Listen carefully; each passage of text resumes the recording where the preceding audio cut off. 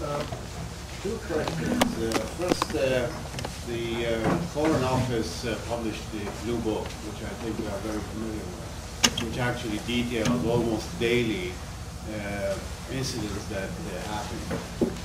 Why did that publication never saw light again, and the British government basically tries and ignores its existence?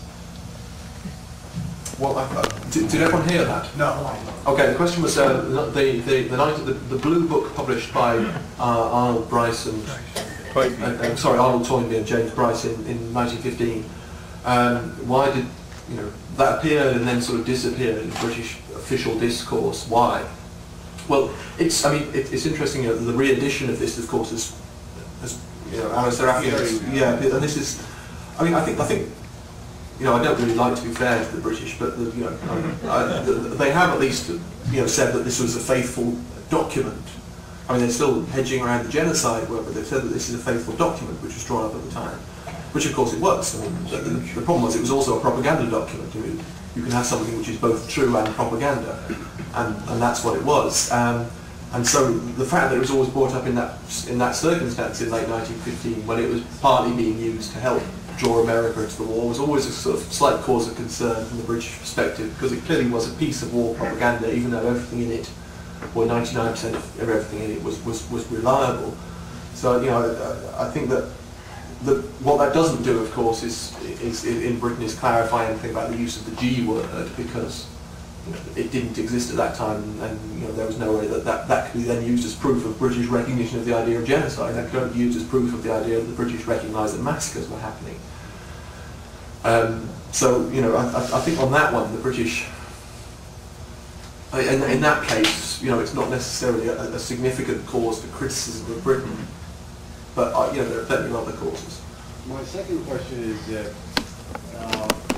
Would you say that the reason that Britain was not really interested that much from a humanitarian point of view in the Armenian cause of genocide is because the concept of state was everybody in the state was subject rather than, as we understand it today, being a citizen, which means that the state can do whatever they want to the subjects rather than protect them as citizens?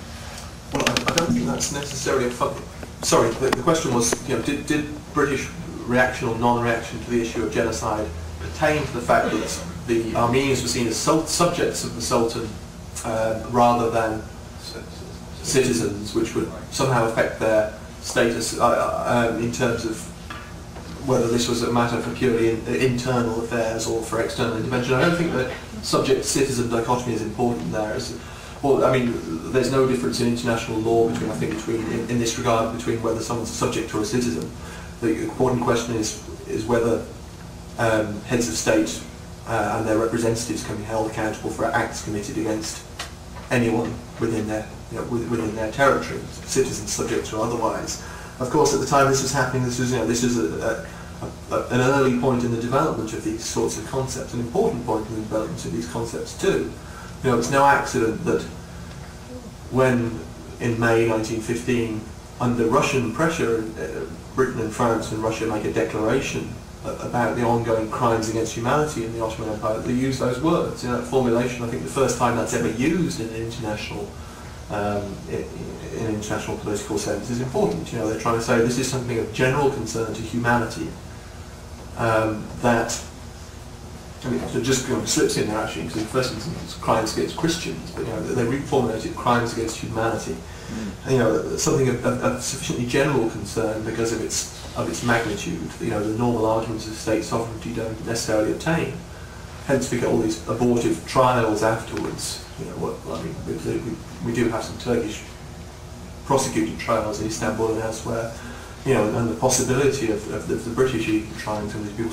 So.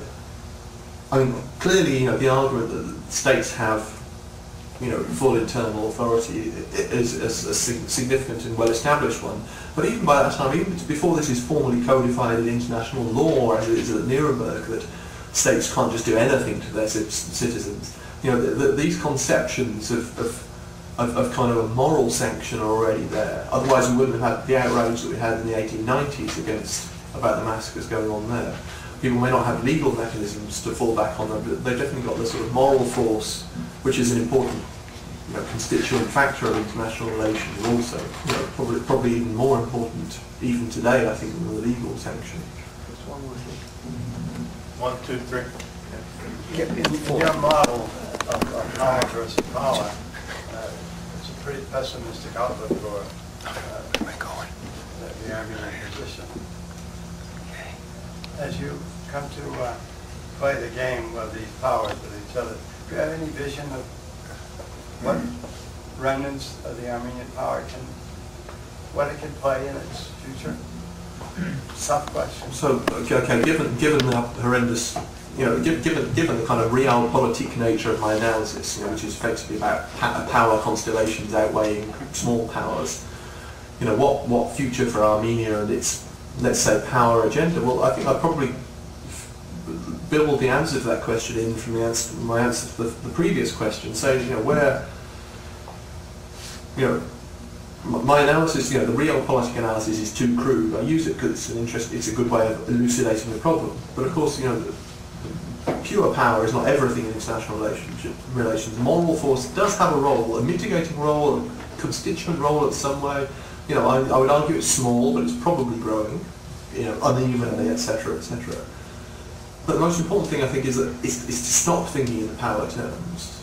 I remember someone saying, I was in Lebanon a couple of years ago, and I remember an Armenian friend of mine saying, what we had to hope for was some sort of, military, some sort of catastrophe for Turkey in some sense, so that Armenia could re-expand or whatever, and you end up playing exactly the same sort of power game, which has really just led to, where it's very difficult. And I'm not an Armenian, I'm not a member of the Armenian community, I can't, I don't want to go beyond my remit here and suggest things, but it seems to me that where